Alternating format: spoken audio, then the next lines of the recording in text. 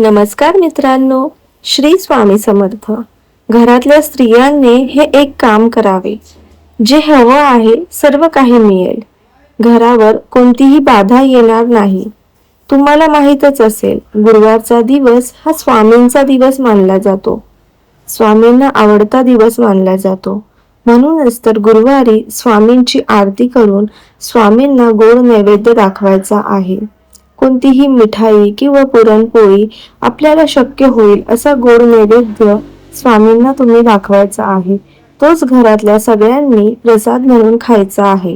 हे सगळं झालं की त्यानंतर आपल्या तिजोरीमध्ये जिथे आपण पैसे दागिने ठेवतो तिथे 1 रुपया, 11 रुपये किंवा 21 रुपये दक्षिणा स्वरूपात ठेवायची आहे.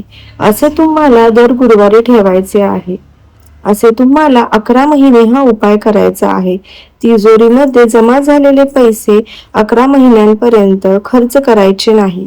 11 महिन्यानंतर त्या पैशांची आपल्याला देवघरामध्ये लागणारी कोणतीही आवश्यक वस्तू किंवा देवाची मूर्ती किंवा स्वामींची मूर्ती घ्यायची आहे. 1 रुपया दर गुरुवारी ठेवला तरीही चालेल. ज्या गुरुवारी काही प्रॉब्लेम असेल त्या गुरुवारी हा उपाय करायचा नाही. त्याच्या पुढच्या गुरुवारी हा उपाय करायचा आहे. तर हा सोपा उपाय आहे. तुमची इच्छा नक्की पूर्ण होईल.